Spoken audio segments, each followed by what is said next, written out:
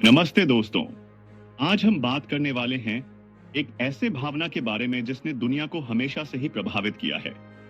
प्रेम। क्या आपने कभी सोचा है कि प्रेम की सही परिभाषा क्या है? क्या यह सिर्फ एक भावना है, एक रिश्ता है, या फिर इससे भी कुछ गहरा? आज के इस वीडियो में हम प्रेम के हर पहलू को समझेंगे, दार्शनिकों, वैज्ञानिकों और आध्यात्मिक गुरुओं की नजर से। तो बने रहिए हमारे इस वीडियो में और जानिए कि प्रेम क्या है। दोस्तों, प्रेम को परिभाषित करना आसान नहीं है। कुछ के लिए यह भावनाओं का ज्वार है, तो कुछ के लिए वफादारी और समर्पण। अगर डिक्शनरी की बात करें तो प्रेम का मतलब है किसी के प्रति गहरी स्नेह या लगाव महसूस करना। लेकिन क्या यह इतना सरल है? मूल रूप से प्रेम का मतलब है कि कोई और आपसे कहीं ज्यादा महत्वपूर्ण हो चुका है।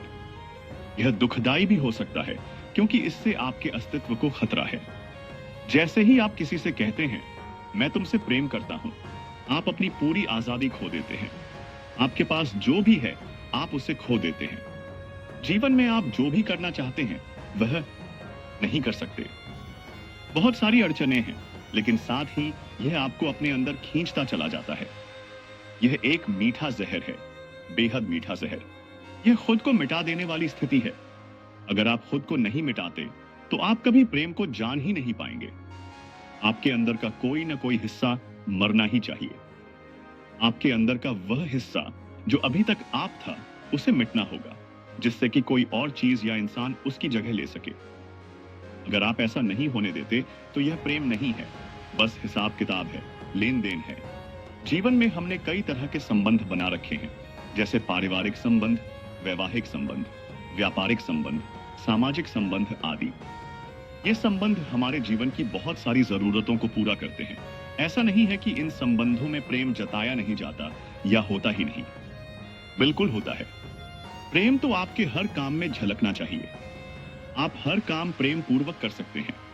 लेकिन जब प्रेम की बात हम एक आध्यात्मिक प्रक्रिया के रूप में करते हैं, तो इसे खुद को मिटा देने की प्रक्रिया की तरह देखते हैं।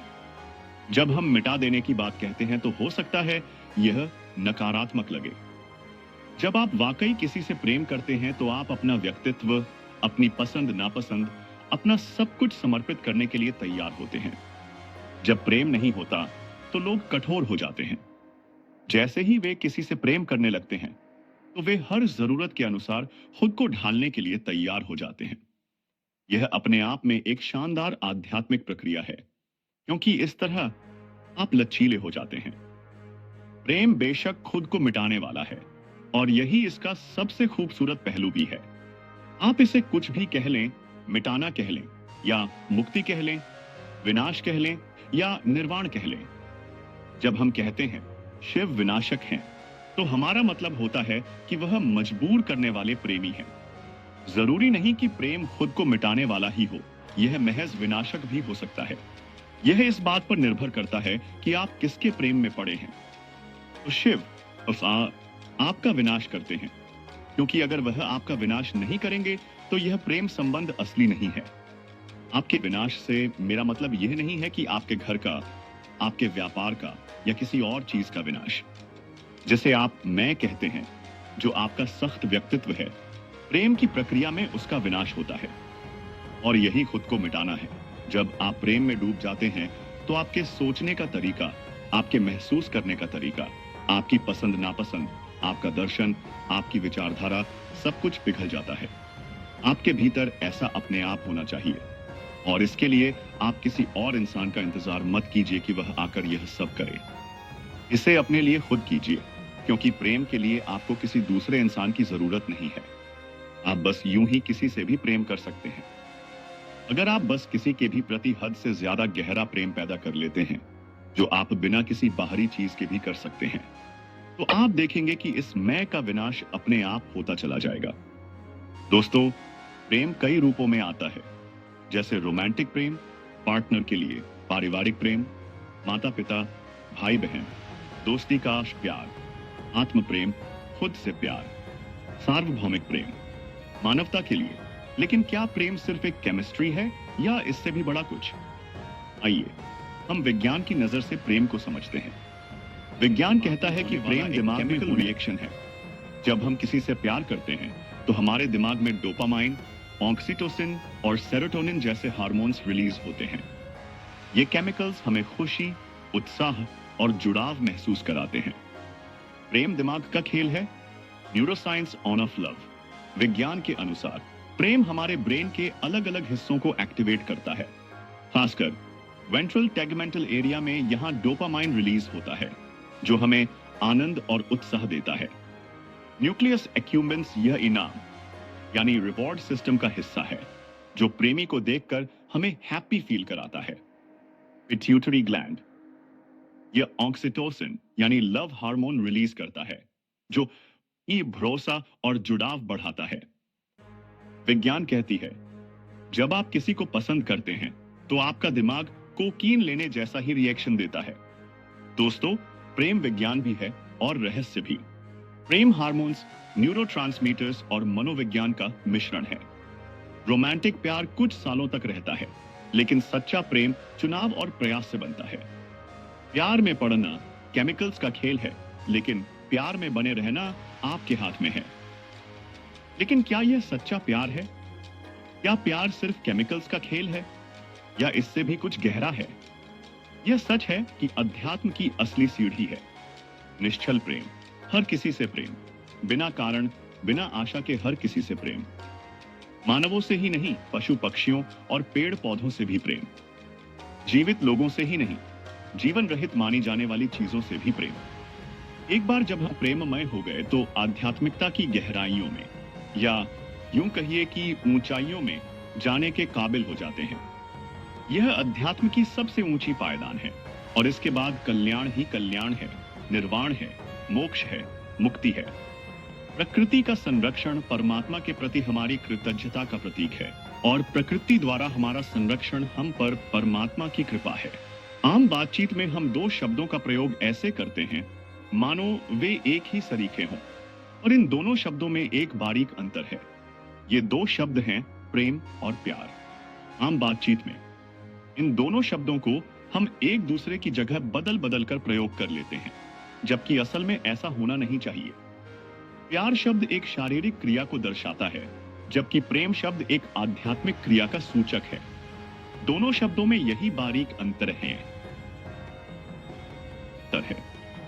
हम अपने माता पिता और गुरुजनों से आदर मिश्रित प्यार करते हैं, अपने छोटे भाई बहनों और बच्चों से स्नेह मिश्रित प्यार करते हैं, अपने मित्रों से विश्वास मिश्रित प्यार करते हैं, और या अपनी धर्मपत्नी या प्रेमिका से प्यार करते हैं। प्यार एक शारीरिक मानसिक भावना का प्रतीक है, जबकि प्रेम एक आध्यात्मिक भावना का प्रतीक है। जब हम इस ब्रह्मांड की हर जड़ और चेतन वस्तु एवं प्राणी मात्र से निष्कपट, निरुद्देश्य और निस्वार्थ प्रेम करते हैं, तो यह एक आध्यात्मिक भावना है। यहां तीन आवश्यक शर्तें हैं: निष्कपट प्रेम, निरुद्देश्य प्रेम, निस्वार्थ प्रेम। इस प्रेम में कपट नहीं है, झूठ नहीं है, धोखा नहीं है, दिखावा नहीं है।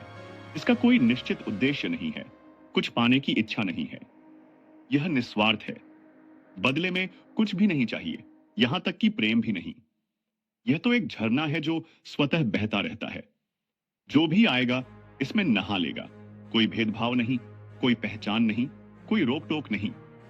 ये प्रेम हर व्यक्ति के लिए है, हर जीव जंतु और पेड़ पौधे के लिए है, यहां तक कि जीवनहीन मानी जाने वाली जड़ वस्तुओं के लिए भी है। यह पूरा ब्रह्मांड उस निराकार परमात्मा की रचना है, उनका ही स्वरूप है, उनका ही नूर है। कहते हैं कि जर्रे जर्रे में परमात्मा का नूर समाया है।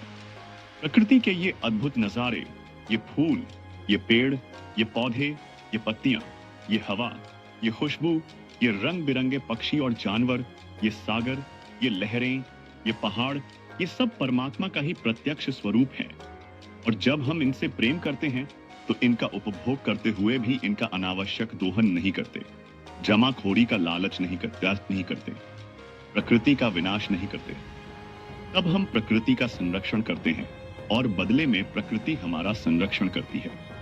प्रकृति का संरक्षण परमात्मा के प्रति हमारी कृतज्ञता का प्रतीक है और प्रकृति द्वारा हमारा संरक्षण का प्रतीक है।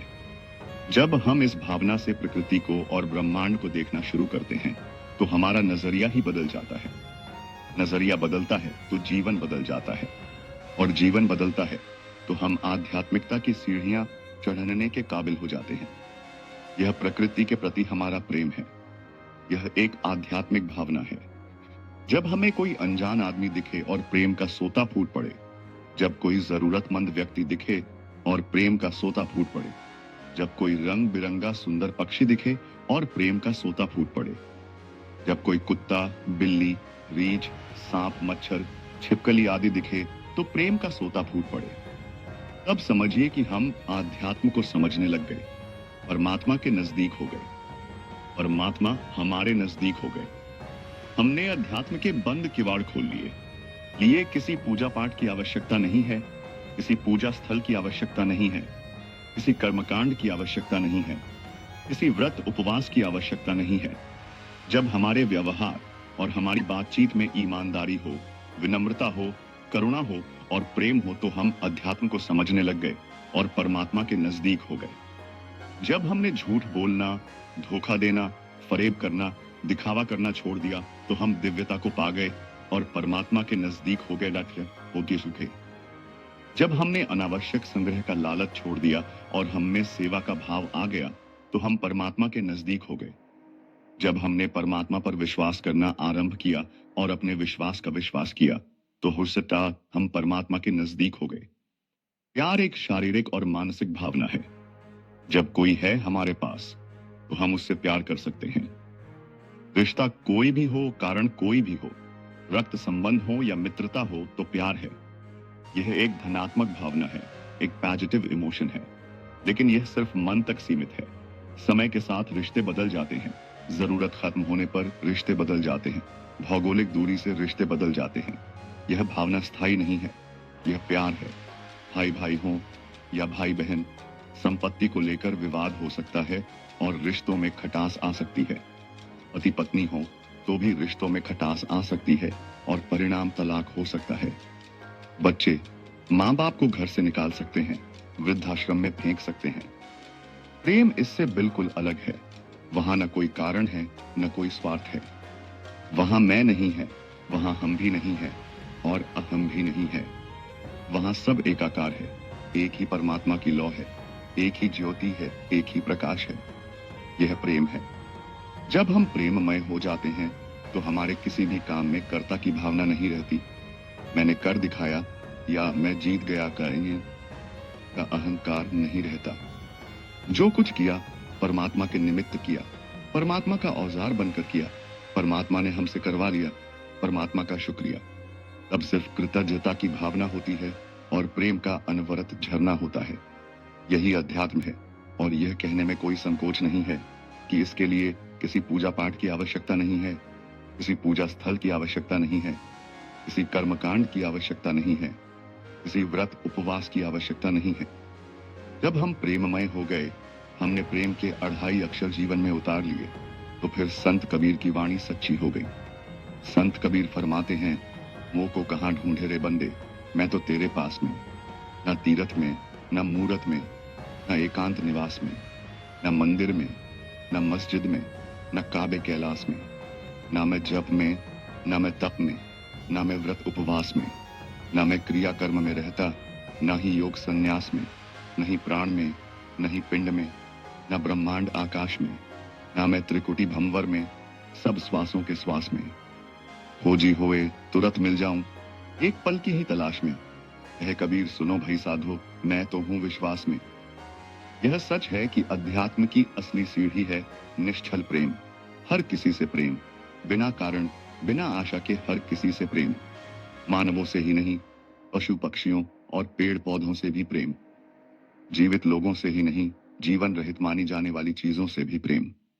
एक बार जब हम प्रेममय हो गए तो आध्यात्मिकता की गहराइयों में, या यूं कहिए कि ऊंचाइयों में जाने के काबिल हो जाते हैं। यह अध्यात्म की सबसे ऊंची पायदान है और इसके बाद कल्याण ही कल्याण है, मुक्ति है। दार्शनिकों और संतों ने प्रेम को ईश्वर का स्वरूप बताया है। कबीर दास जी कहते हैं, प्रेम न खेतो प्रेम न बाड़ी, प्रेम से उपजे हजारों बारी। गीता में श्री कृष्ण कहते हैं, प्रेम ही भक्ति है और भक्ति ही मोक्ष का मार्ग है। सूफी संत रूमी कहते हैं, प्रेम वह समुद्र है जिसमें तर्क डूब जाता है। यानी प्रेम सिर्फ शारीरिक या भावनात्मक नहीं, बल्कि आत्मा का विस्तार है। क्या आपको लगता है कि प्रेम असल में एकता की अनुभूति है? दोस्तों, क्या प्रेम और दर्द साथ साथ चलते हैं? प्रेम और दर्द दो ऐसी भावनाएं हैं जो जीवन में हमें छूती हैं या आगे बढ़ाती हैं। ये दोनों ही भावनाएं परिस्थितियों के प्रति हमारी आंतरिक प्रतिक्रियाएं हैं। जीवन में होने वाले निरंतर उतार चढ़ाव के साथ प्रेम और दर्द दोनों ही नशे की तरह प्रतीत होते हैं, क्योंकि अधिकतर हम सभी या तो प्रेम का अनुभव करते हैं या दर्द का। प्रेम और दर्द के बारे में 3 गहरे और गलत विश्वास हैं जिन्हें हमें जांचने की आवश्यकता है। प्रीत, प्रेम चोट पहुंचाता है। दोस्तों, प्रेम कभी भी हमें नुकसान नहीं पहुंचा सकता। जो लोग हमें प्रेम नहीं करते वे हमें नुकसान पहुंचा सकते हैं, लेकिन प्रेम नहीं। किसी प्रियजन को खोना, उनसे अलगाव होना काफी दर्दनाक हो सकता है। इसमें झूठ बोलना या धोखा देना भी दर्द देता है, लेकिन कई लोग महसूस करते हैं कि प्रेम दर्द देता है। यहाँ तक कि वे ये तय कर लेते हैं कि अब किसी भी इंसान से प्रेम नहीं करेंगे। पर सच्चाई तो ये है कि सच्चा प्रेम कभी चोट नहीं पहुंचाता, बल्कि केवल हील करता है।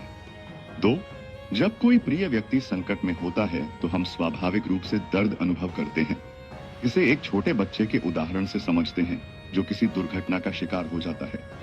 अत्यधिक दर्द और भय में होने के कारण वह घंटों या दिनों तक रो सकता है। जरा सोचें कि उस समय वह अपने माता पिता को कैसा देखना चाहेगा। क्या वे भी उसके साथ रोएं और उसकी इनसिक्योरिटी को बढ़ाएं, या एक मजबूत, स्थिर और बहादुर माता पिता जो उसे यह कहकर हौसला दें, हम तुम्हारा दर्द समझते हैं, हम हमेशा तुम्हारे साथ हैं, सबसे अच्छे डॉक्टर तुम्हारा इलाज कर रहे हैं, देखो तुम कितनी जल्दी ठीक हो रहे हो, तुम सबसे बहादुर बच्चे हो।